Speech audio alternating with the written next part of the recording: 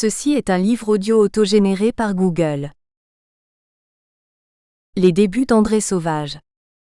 Issu d'une ancienne famille aristocratique, André Sauvage naît le 12 juillet 1891 au 32 rue du Pont de la Mousque à Bordeaux. Entouré de ses deux parents, Adrien Sauvage et Isabelle Rouanet, ainsi que de son frère aîné Henri, il bénéficie durant son enfance d'une éducation stricte et éclairée. Son père, employé de banque, fait vivre confortablement sa famille jusqu'à sa mort prématurée en 1901. Alors âgé de 10 ans, André Sauvage est envoyé chez les Jésuites. Il intègre le petit séminaire de l'Arçor dans les Basses-Pyrénées, où il étudie sans jamais faiblir pour contenter sa mère et son oncle, le docteur Hameau, qui contribue au financement de ses études. Ces dernières l'inclinent plutôt vers la littérature, la musique et le sport. Après une brillante scolarité, il obtient le 19 juillet 1904 son certificat d'études à l'école libre de Saint-Joseph de Tivoli. De l'éducation des Jésuites, Sauvage retire un goût prononcé pour le travail bien fait porté par la discipline, l'ordre et la méthode, ainsi qu'une grande curiosité d'esprit alliée à une forte érudition. L'image de l'abbé Abadi, récitant Homère en conduisant ses bœufs, le suit toute sa vie. Elle symbolise pour lui la noblesse d'âme attachée à l'esprit, la modestie liée au savoir, la connaissance jointe à la compétence. Noblesse d'âme qu'il cherchera sans relâche par la suite, et qui le rapprochera notamment du père Teilhard de Chardin. La scolarité irréprochable d'André Sauvage l'amène 8 ans plus tard à l'université de Bordeaux. Après des études réussies, il sort de la faculté en 1912 avec une licence de lettres. Attiré par une carrière littéraire, il commence à écrire. Sauvage atteint ses 23 ans lorsque la Première Guerre éclate. Alors en âge de combattre, il entre comme deuxième classe au 144e régiment d'infanterie, mais se voit rapidement réformé pour cause de maladie. Supportant difficilement l'armée car d'un naturel pacifique, André Sauvage semble traumatisé par l'idée de la guerre et somatise. Dégagé définitivement de ses fonctions militaires, et tout en poursuivant l'écriture, il débute une petite carrière de musicien. Très bon pianiste, il touche quelques cachets en jouant dans les cabarets de sa région. Ses interprétations et sa personnalité gagnent un public large, notamment féminin. L'artiste charme son environnement. Petit homme à la mince silhouette, le physique André Sauvage est à son avantage. Durant la Croisière jaune, son collaborateur William Sivell le décrit comme très beau. Son visage aux traits fins dans lequel perce son regard bleu fait de lui une personne séduisante. Bien que d'un naturel réservé, Sauvage affiche une certaine prestance. Outre son apparence, sa personnalité est remarquable par son dynamisme, sa créativité, son humour subtil et sa fantaisie. Sauvage laisse rarement son entourage indifférent. En 1916, troquant son piano contre sa plume, il abandonne le monde des cabarets pour se lancer entièrement dans la poésie, et décide sans plus attendre de monter à Paris faire ses preuves. Accueilli par des proches cousins, il est encouragé dans ce sens. André Sauvage signe alors ses premiers poèmes sous le pseudonyme d'Adrien. Texte évoquant l'amour et la métaphysique, le ton de ses œuvres littéraires se retrouvera dans ses documentaires ultérieurs touchant à la contemplation du monde. Sauvage des Champs-de-Vic. La capitale lui fait rapidement connaître quelques désagréments. Ses espérances littéraires n'étant pas au rendez-vous, il est obligé de travailler en 1917 comme employé de banque chez les Rothschild, puis comme employé aux assurances maritimes chez Louis Dreyfus. Loin de la carrière escomptée, il passe de société en société en tant que commissaire aux comptes et occupe même durant peu de temps la fonction de directeur de chantier. À cette période, il loge dans un petit appartement quai de l'Horloge où sa mère vient de temps à autre le retrouver. Dans ce triste climat général, alourdi par la guerre qui s'éternise, André Sauvage perd ses illusions. Une certaine mélancolie affleure derrière sa jovialité apparente. Ce trait de caractère s'inscrit dans une âme romantique, à la sensibilité à fleur de peau. Malgré son tempérament émotif, Sauvage reste peu démonstratif. Pudique, il paraît discret et a toujours le souci de faire bonne impression. Sa nature audacieuse, tournée vers l'action, l'arrache généralement assez rapidement de ses courtes déprimes, et la volonté de réussir l'emporte le plus souvent sur l'amertume de l'échec. L'audace, André Sauvage la retrouve cette même année 1917, lorsque, perdu entre création non reconnue et travail alimentaire, survient dans sa vie Alice. Ses promenades sur les bords de Seine le conduisent vers sa future épouse, alors fille d'un grand industriel parisien du textile. Les caisses, éléments récurrents chez Sauvage qui se retrouveront notamment dans son film Études sur Paris en 1928, symbolisent cet amour qui restera intact jusqu'à la fin de sa vie. Trouvant la sécurité dans cette union, il se marie en 1918 et emménage avec sa femme au 30 quai du Louvre. La chaleur et la protection du foyer semblent essentielles pour lui. Élevé dans une certaine tradition cultivant la simplicité et la vertu, André Sauvage s'attache à un idéal harmonieux, ordonné et stable. Désormais rassuré, et bénéficiant par ailleurs d'une aide financière provenant de sa belle famille, il échafaude de nouveaux projets artistiques. La vie de bohème des premiers temps est définitivement révolue. Retournant parfois en Gironde voir sa famille, il lui arrive de descendre jusque dans les Pyrénées où il entreprend de longues randonnées. Sportif depuis son plus jeune âge, Sauvage aime tester ses limites et a le goût de la performance. Il trouve son inspiration dans la montagne, et part souvent gravir quelques sommets en compagnie d'un guide local. Sa passion pour l'alpinisme se révèle en 1919. À partir de cette époque, André Sauvage recherche à travers les massifs rocheux une élévation d'ordre spirituel. Les vieilles montagnes pyrénéennes laissent très vite place aux jeunes pics alpins qu'il s'empresse d'aller conquérir du côté de Chamonix au début des années 20. Renforcé par ses escapades dans la nature, Sauvage s'engage alors dans une vie trépidante, passionnée, ponctuée de créations filmiques, picturales et littéraires. Son énergie, puisée dans les sommets, est rassemblée et concentrée dans ses activités artistiques. Très ambitieux et volontaire, André Sauvage est confiant dans son avenir. Entre littérature, peinture et cinéma. Animé par un fort désir de réalisation, Sauvage mène 3 activités de front, l'écriture, le cinéma et la peinture. Dans cette joie de vivre qui caractérise les années folles où les angoisses de la guerre font place à l'insouciance, Sauvage, comme tous les artistes de la période, aspire au renouveau. Comme le note François Mauriac, les jeunes de l'époque se détournent de l'esprit de sacrifice qui sera en 1924 raillé par Marcel Achard dans Malborough s'en va-t-en en guerre. La France est son ennemi d'hier, l'Allemagne, pendant un temps réconciliée grâce à Briand et Stresemann autour du pacte de Locarno, entraîne l'Europe dans une course au moderne dans tous les domaines qui influencera aussi le cinéma. Alors qu'il termine son premier roman, Sauvage entreprend en même temps une formation cinématographique.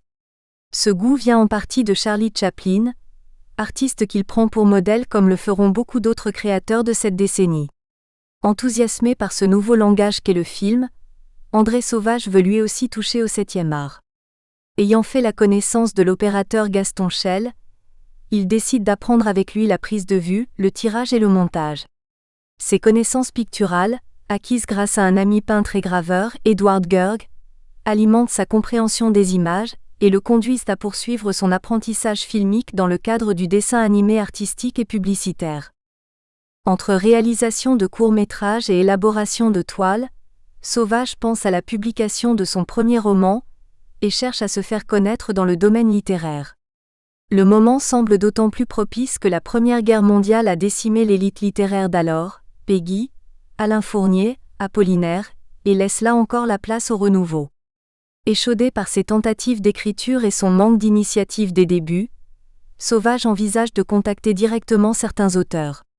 Parmi les écrivains, Sauvage admire particulièrement André Gide dont il apprécie les analyses à la fois délicates et ironiques développées dans L'Immoraliste ou dans La Porte étroite. Il s'intéresse à la Nouvelle Revue française que ce dernier a cofondée en 1909. André Sauvage partage le goût pour la pureté de la langue dont sont soucieux les écrivains de la NRF, ainsi que la volonté de rupture avec les disciples de Zola et d'Hugo, et l'éloignement d'avec les auteurs symbolistes du XIXe siècle. L'exploration de l'âme humaine sensibilise Sauvage à cette nouvelle littérature qui subit les influences d'Henri Bergson et de son essai sur les données immédiates de la conscience, 1889. Depuis 3 ans déjà, Gide est devenu le symbole de la littérature française. Aussi est-ce vers celui-ci que Sauvage se tourne pour obtenir quelques observations et conseils avisés concernant son ouvrage, sachant que les nouvelles tentatives d'écriture sont alors généralement bien accueillies par la NRF.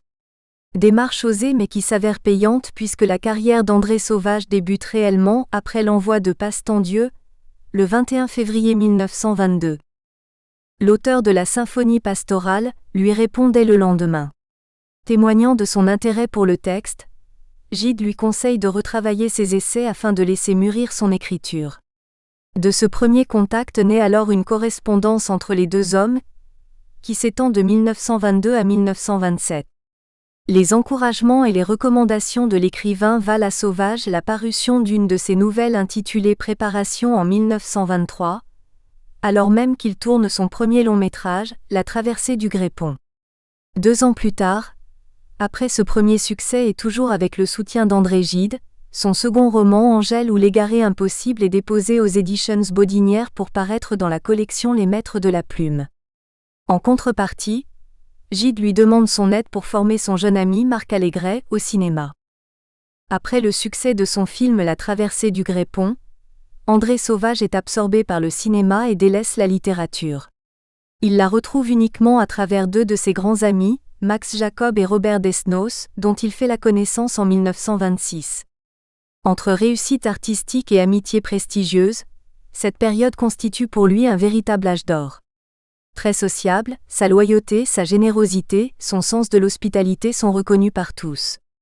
Les fréquentes réceptions données rue du Pré-aux-Clercs, où il vit depuis peu avec sa famille, rythment la vie de l'artiste. Les avant-gardistes du moment, dont quelques Montparnasse comme Man Ray, viennent chez Sauvage pour l'entendre jouer les mélodies de Bach sur son piano, et interpréter les chansons du Chat Noir composant son répertoire d'alors. Au cours de ces soirées, André Sauvage, spirituel et enjoué, fait souvent part de ses nouveaux projets cinématographiques à ses amis créateurs. Ces derniers admirent son talent et apprécient sa bonne humeur. La reconnaissance sociale comme la réussite professionnelle semblent 2 éléments particulièrement importants pour Sauvage.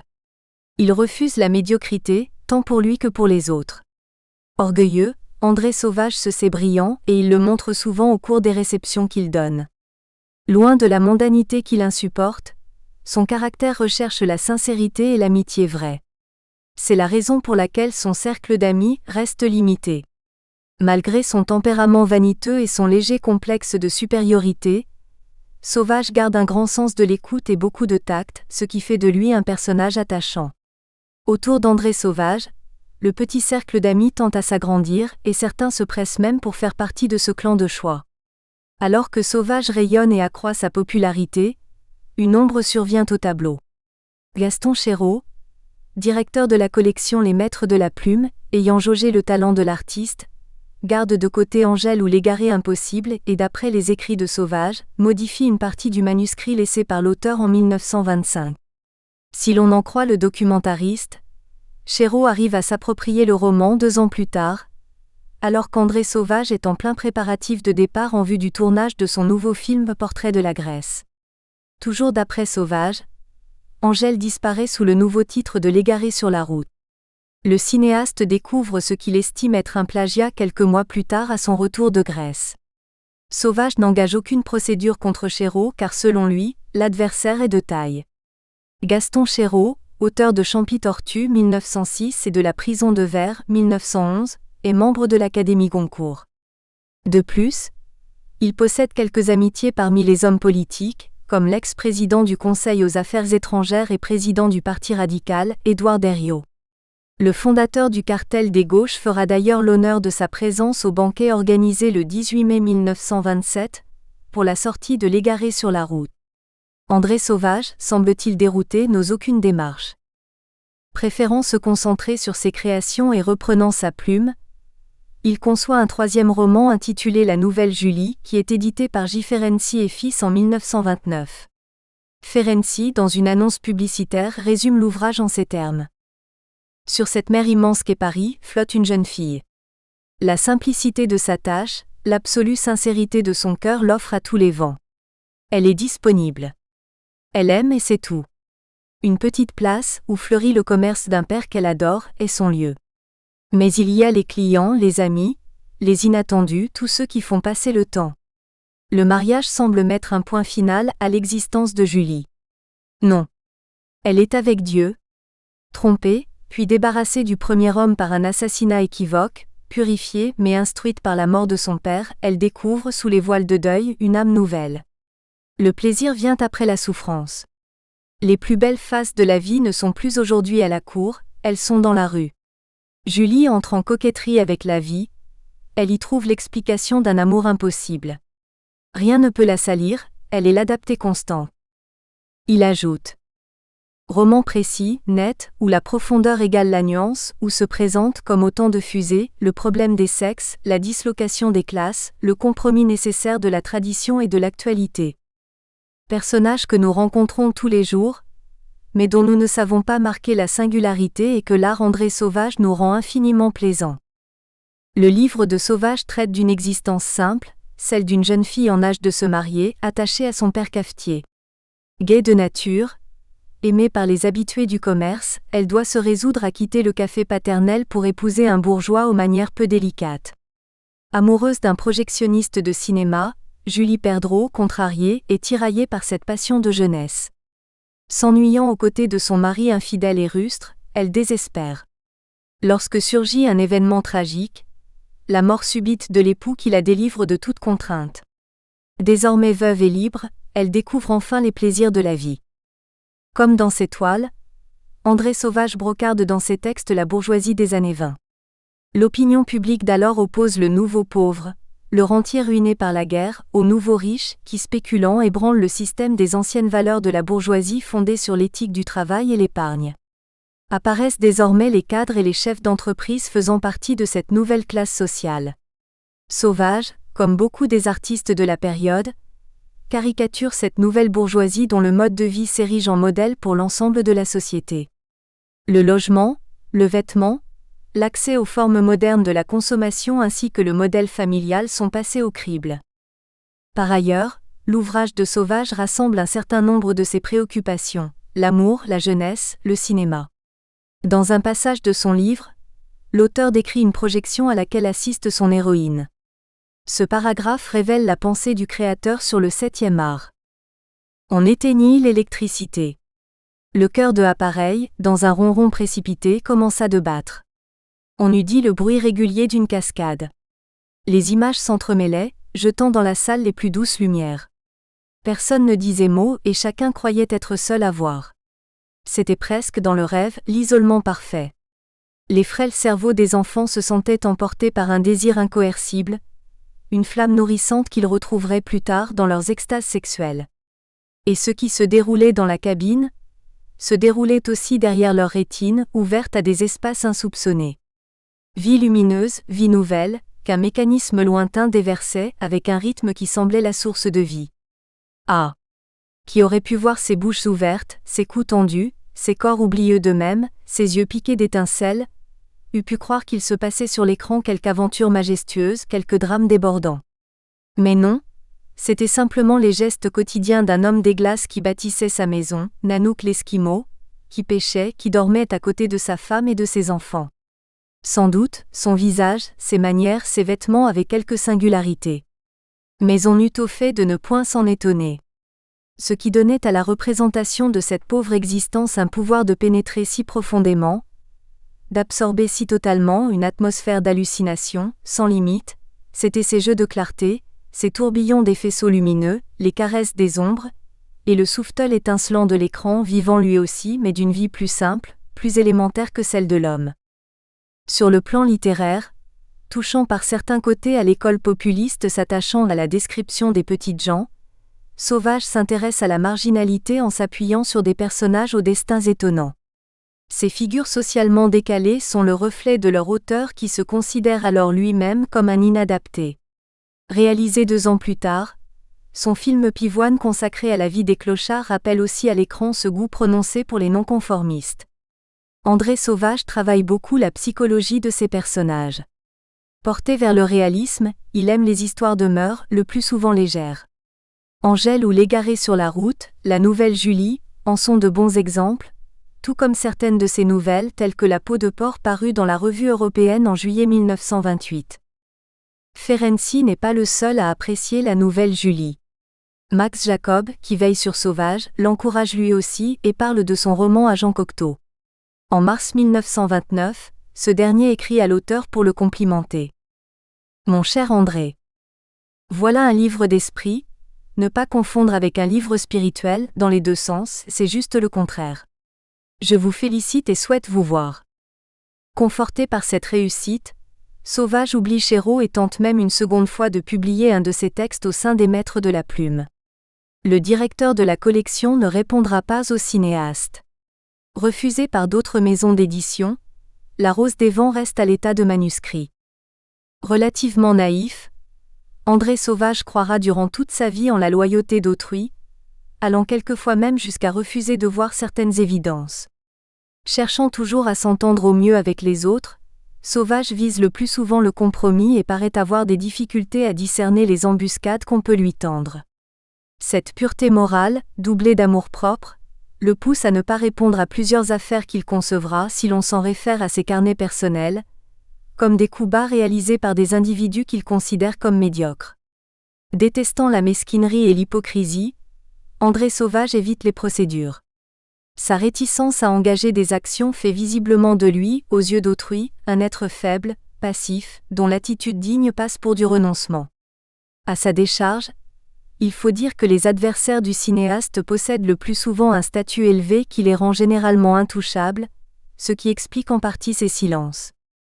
Unique affaire d'ordre littéraire que connaîtra André Sauvage, celle-ci ne constitue pas le seul litige qu'il devra gérer durant sa carrière artistique. Pour chaque démêlé qu'il connaît dans sa vie, le cinéaste répond par l'hésitation et bien peu de fois tente d'engager des poursuites. Son énergie passe dans la création qui guérit des déceptions et permet d'aller de l'avant. Sauvage reste optimiste et n'a pas pour habitude de se morfondre. L'orgueil reprenant souvent le dessus, il se dirige vers d'autres horizons.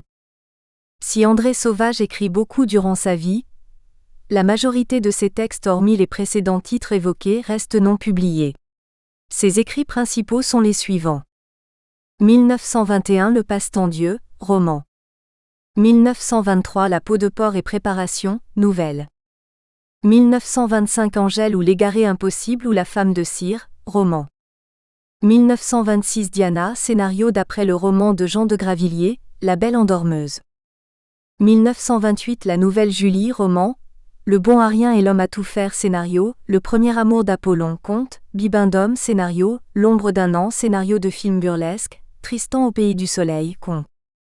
1929 Voyage de noces, scénario avec projet financier pour un film de 1200 mètres, Charlotte Corday, pièce Une petite crapule, scénario d'un film développé en 5 questions. 1931 à 193 Lettres d'Asie, correspondance. 1937 Les secrets de la mer Rouge, scénario pour Henri de Montfray. Le chevalier des Touches, scénario pour Alexandre Corda. 1950 Terre sans fin, essai. 1955 Le Diplodocon, nouvelle satirique. 1958 Poème au corbeau, poème. 1962 La 13e lettre de l'alphabet et hirondelle, nouvelle. 1967 Pomme d'arrosoir, essai. Sans date, vélo, esquisse, l'accordeur accordé, nouvelle. Soit environ 30 esquisses, essais, contes, pièces, scénarios, sans compter les articles critiques sur le cinéma et les conférences sur l'Asie. La période littéraire la plus productive de sa carrière d'écrivain s'étend entre les années 20 et 30, et ne compte la parution que de quelques romans, nouvelles et articles. Un ouvrage pour enfants daté de 1929, Le secret de la lande, paru aux Editions du Clocher dans la collection Mon premier roman, n'est pas comptabilisé dans cette liste officielle. Tout comme dans un autre genre, quelques romans érotiques retrouvés dans les fonds de la Bibliothèque nationale de France. Il s'agit d'une série de textes réalisés entre 1928 et 1930 signés André Sauvage. Dans la collection de La Garçonne, publiée par l'Esprit parisien, paraît un premier titre, La débauche au couvent 1928. Fait suite la même année, Amour mystique, dont le dessin de couverture a été conçu par l'auteur. Certains passages poétiques rappellent le style de l'écrivain, comme cet extrait décrivant l'intérieur d'une église. Le cœur était inondé de lumière par ce beau jour d'été.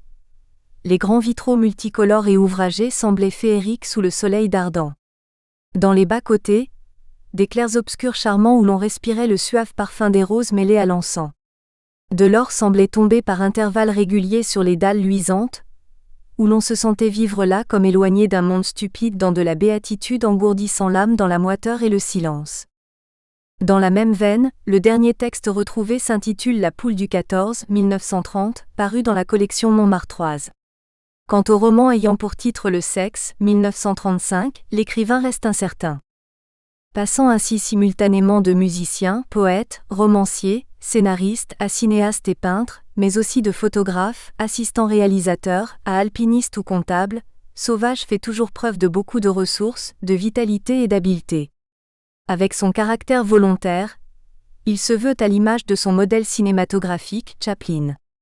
Sa conception de l'artiste qu'il voit pur, est celle d'un homme-providence pouvant remplir toutes les fonctions.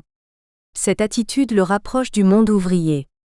Ainsi, durant sa carrière cinématographique, ne s'estime-t-il pas artiste mais artisan du cinéma.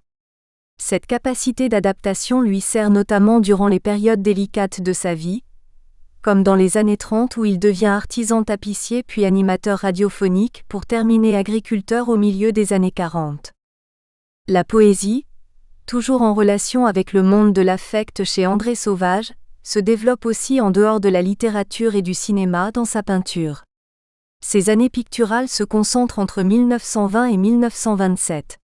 Sauvage prend d'abord des cours de peinture chez son ami, Edward Gerg, puis devient en 1921 l'un des premiers élèves d'André Lotte et de son école des hauteurs de Montparnasse.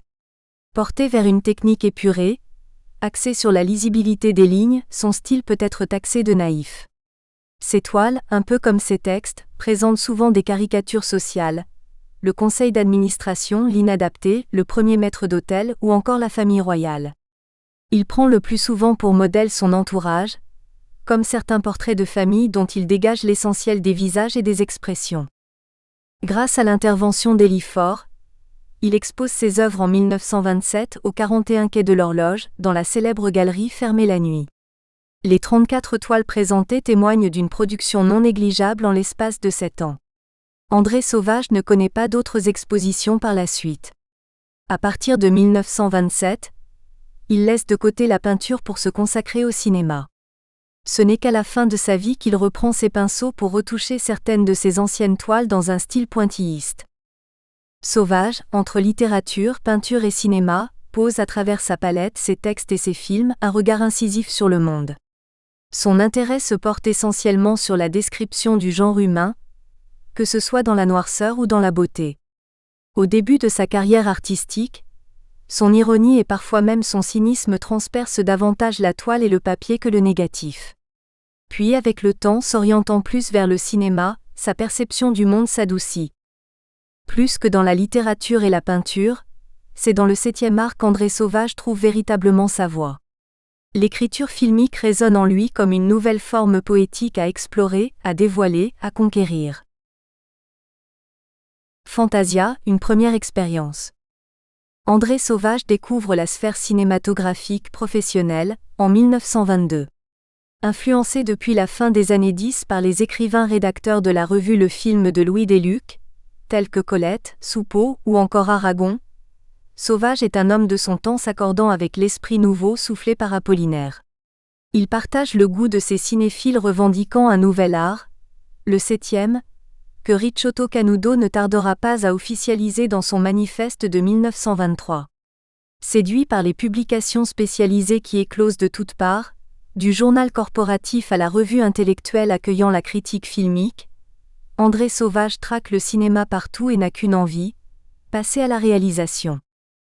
Après avoir fait la connaissance de l'opérateur Gaston Chel qui lui apprend les rudiments du métier, ce dernier fait entrer Sauvage dans une petite entreprise de film nommée Atelier Fantasia, située aux 13 et 15 rue Piat, à Belleville, pour parfaire sa formation. Pierre Matras, poète et cinéphile, en est le responsable. L'atelier produit des dessins et cartes animées, des cartons fixes, mais aussi des affiches de films, en somme toutes les applications de la peinture et de la typographie au cinéma, réalisées par le dessinateur Lucien Boucher. André Sauvage s'intègre rapidement à Fantasia où il apprend toutes ses techniques, ainsi que les effets spéciaux supervisés par Christian Matras, le frère du directeur de l'établissement. Enthousiaste, Sauvage travaille beaucoup et après quelques mois, investit même de l'argent dans l'entreprise. Comme il se doit, il débute sa carrière de réalisateur par le documentaire. Rapidement formé, il réalise quelques essais et envisage de tourner un long métrage dans les Alpes. En 1923, alors que les projets d'André Sauvage avancent, Fantasia commence à s'endetter. Rêveur, Pierre Matras s'avère un piètre homme d'affaires, et au fur et à mesure du temps, la société accuse un déficit de plus en plus important. Sauvage, désormais cinéaste professionnel, fait preuve d'une certaine assurance. Ambitieux et énergique, il prend une place importante dans l'entreprise. Personnage charismatique, André Sauvage finit même par supplanter Matras à l'atelier. Dans la tourmente de l'établissement, il tente désespérément de sauver la société. Rivé à son film La Traversée du Grépon, produit non par Fantasia mais par la Mondial Film, le cinéaste contacte le plus de personnalités possible. Il se tourne vers Jean-Louis Cros puis vers Jean Tedesco, pour la vente de son film et pour d'éventuels investissements dans l'atelier de Matras. L'initiative porte ses fruits. Grâce aux diverses aides de ces derniers, l'entreprise se relève momentanément. Devenu un acteur essentiel de la société, Matras peut difficilement se détacher d'André Sauvage. Mais celui-ci, lassé par cette collaboration laborieuse, se désolidarise totalement de Fantasia à partir de septembre 1924. L'atelier vit peu de temps après le départ du documentariste, puis dépose le bilan. Pierre Matras, fragilisé par cet échec et par une vie personnelle chaotique, se suicide en 1926. Fort de l'expérience de Fantasia, Sauvage participe, 6 ans plus tard, à la mise en place d'une autre entreprise de dessin animé. Avec le dessinateur Jean Varret, il réalise quelques courts-métrages aujourd'hui disparus. D'après le peu de documents trouvés, cet atelier ne subsiste visiblement qu'une année, et représente la dernière tentative d'André Sauvage dans ce domaine. Les collaborations de Sauvage avec d'autres créateurs s'avèrent de courte durée. Sa personnalité volontaire, parfois autoritaire et surtout très autonome, l'éloigne des projets collectifs. La plupart de ses tournages se réalisent avec de petites équipes techniques de 2 à 3 personnes. Les quelques films conçus à plusieurs restent rares, se limitant au domaine de la famille ou à celui des amis. Publicité des ateliers Fantasia dans Annuaire professionnel, 1923. Un film familial, Edward Gerg-Acelli. La première véritable mise en scène cinégraphique d'André Sauvage est réalisée en 1922 avec son ami peintre, Edward Gerg. Alors à Fantasia, le cinéaste s'amuse à concevoir, en dehors de son temps de travail, des courts-métrages de fiction avec sa famille et ses amis. Sauvage ne semble pas attiré par la profusion des sérials visibles sur les écrans parisiens d'alors calqués sur le feuilleton littéraire. En revanche, il apprécie les films burlesques et les fictions tragiques telles que le récent The Kid de Chaplin, les drames d'André-Antoine comme La Terre ou encore ceux de Louis Deluc à l'image de Fièvre qui détaillent la psychologie des personnages avec sensibilité. Gerg et Sauvage, accompagnés de leurs familles respectives, se fréquentent régulièrement. À l'occasion d'une invitation des Gerg dans leur maison de campagne à Célie-en-Bière, le cinéaste propose au graveur d'élaborer un petit film. Les deux couples formés, d'un côté d'André Sauvage et d'Alice, et de l'autre d'Edward Gerg et d'André Berolzheimer, tournent Edward Gerg-Acelli, court-métrage tragicomique. Cette petite fiction de 17 minutes met en scène un vieux solitaire endurci, Monsieur Tesson, interprété par Edward Gerg, victime du cynisme de sa famille. Son cousin, interprété par André Sauvage, venant lui rendre visite, se moque de lui en le poussant dans les bras d'une jeune femme séduisante nommée Anaïs, jouée par André Berolzheimer. Cette dernière, déjà mariée, provoque le désespoir du misanthrope transformé subitement en amoureux transi. Ce film tient plus en réalité du documentaire que de la fiction. Il porte davantage sur Gerg et son tempérament singulier. Film portrait du plasticien, le court-métrage de Sauvage montre la nature réservée du peintre, son caractère introverti. Il exprime aussi le rejet familial, la critique acerbe et moqueuse des siens, que l'illustrateur des Nuits de Paul Morand a dû subir lorsque celui-ci renonça à la situation confortable que lui offrait son père pour préférer l'incertitude de la bohème artistique. Froid et distant, Gerg est un artiste très pudique, souffrant de traumatismes laissés par la guerre 1914 à 1918. Le réalisateur exploite cette personnalité à la sensibilité exacerbée, vulnérable et tendre. Si André Sauvage caricature à l'extrême la nature de Görg en y ajoutant la misanthropie, il décrit l'artiste avec beaucoup d'affection et de psychologie. À travers le personnage de Monsieur Tesson, Görg apparaît aussi comme peintre. Ce film a d'ailleurs la caractéristique d'être un des seuls témoignages cinématographiques de l'artiste.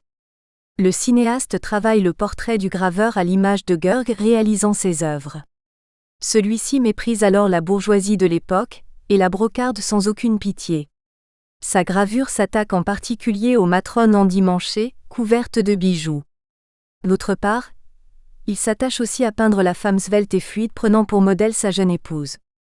On voit déjà poindre quelques visages féminins dont le regard malicieux, la fixité et l'impassibilité des expressions donnent une impression de malaise.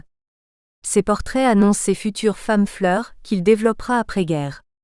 Sauvage fixe le visage de Görg dont les traits anguleux jouent avec les lumières et les ombres, et appuie cette sensation de trouble. Edward Görg Asseli expose les inventions plastiques d'André Sauvage et son goût pour les compositions d'images.